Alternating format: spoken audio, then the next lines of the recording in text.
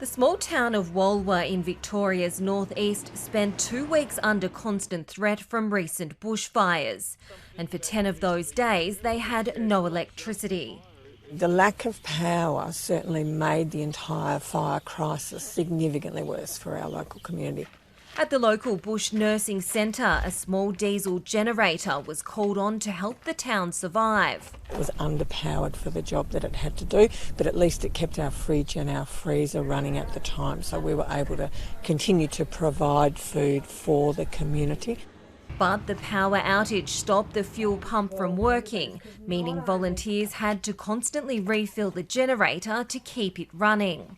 It's fuelled arguments to put Walwa's main power line underground.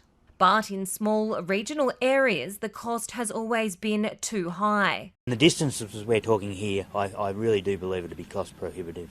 This summer's bushfires have destroyed more than 5,000 power poles and left 60,000 people without electricity.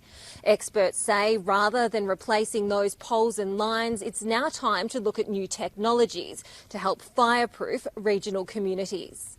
It is likely nowadays that the cost of replacing all of those poles and wires is greater than the cost of giving them solar, giving them batteries and actually taking them off the grid. Renewable energy and mini grids, there's opportunities for that all the time, and that could be a possibility. There's no doubt about that.